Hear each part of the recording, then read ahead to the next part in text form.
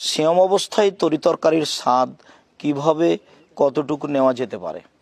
সিয়াম অবস্থায় আমরা তরকারির স্বাদ গ্রহণ করতে পারি কি না? সম্মানিত দর্শক মণ্ডলী, সিয়াম অবস্থায় তরকারির স্বাদ গ্রহণ করাতে সিয়ামের কোনো সমস্যা হবে না।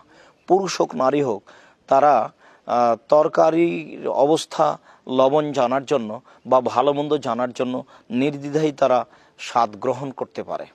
সম্মানিত দর্শক মণ্ডলী, ইমাম বুখারী রাহিমাহুল্লাহ তার বুখারীতে উল্লেখ করেছেন, উনি বাব উল্লেখ করেছেন, বাব ইগতিসালি সায়েম, সিয়াম পালনকারীর গোসল।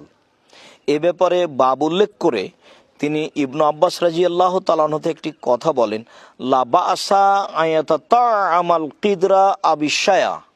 মানুষ যদি পাত্র থেকে খাদ্য নিয়ে বা তরিতরকার নিয়ে বা এরকম কিছু নিয়ে তার স্বাদ অনুভব করে বা তার লবণ আঁচ করে, তাহলে তার সিয়ামের কোনো ক্ষতি হবে না।